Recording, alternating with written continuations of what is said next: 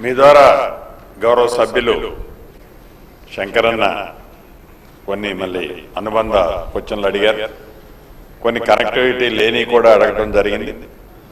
వారు ఏవైతే అడిగారో ఏదైతే మాట్లాడారో అవన్నీ కూడా నగ్న సత్యాలు, యథార్థం.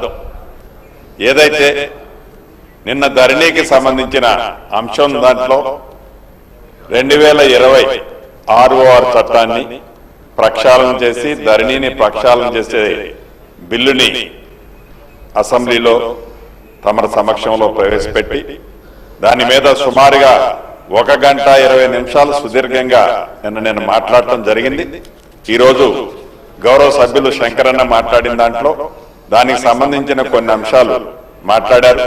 తప్పకుండా టైం ఎక్కువ తీసుకోకుండా, ఎందుకంటే ఇది రెండో క్వశ్చనే, ఇంకా చాలా మంది సభ్యులు వెయిట్ చేస్తున్నారు కాబట్టి దీన్ని ప్రొలాంగ్ చేసే ఉద్దేశం లేదు. కాబట్టి శంకరన్న అడిగిన వాటిలో చాలా చాలా రీజనబుల్ గా చేయాల్సి ఉన్నది ప్రభుత్వ పక్షాన. ఏదైతే గత ప్రభుత్వం అని అనక తప్పటం లేదు కాబట్టి గత ప్రభుత్వం అని అంటున్నాను.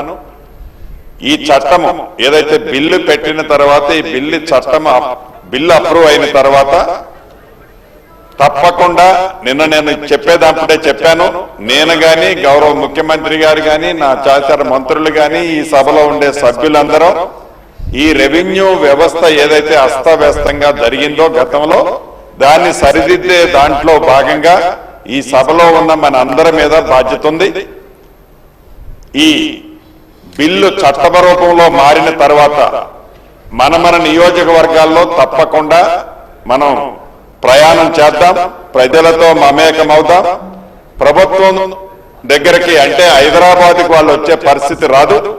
అదే రకంగా పవర్స్ అన్నిటిని కూడా డీసెంట్రలైజేషన్ చేయటం జరిగింది. ఓఆర్సీకి సంబంధించిన 2 అంశాలు శంకరన్న గాని కమలాకరన్న గాని అడిగారు. దానికి సంబంధించింది కూడా స్పెసిఫిక్ గా ఒకసారి పరిశీలిస్తాను. అయితే కమలాకరన్న అడిగిన దాంట్లో జెన్యూన్ ఉన్న కేసులు కొన్ని ఉన్నమాట వాస్తవం. అదే రకంగా నేను మంత్రి అయిన తర్వాత నా దృష్టికి వచ్చినాయి ఎప్పుడో ఓల్డ్ డేట్తో బోగస్ ఓఆర్సీలతో కొంతమంది కొన్ని ప్రాంతాల్లో నేను ఇప్పుడు అఫీషియల్ గా అనౌన్స్ చేయలేను, కానీ సందర్భం వచ్చినప్పుడు తప్పకుండా ఇదే సభలో మీ ముందు పెడతాను.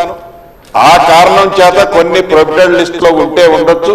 స్పెసిఫిక్ కేసు ఏదైనా జెన్యూన్ ఉన్నది ఉంటే నా దృష్టికి వస్తే ఏ భేషజాలకు పోకుండా అది ఏ రాజకీయ పార్టీ అయినా ఒక రెవెన్యూ మంత్రిగా అధికారులను ఆదేశించి వాటన్నిటినీ క్లియర్ చేయడం జరుగుద్ది.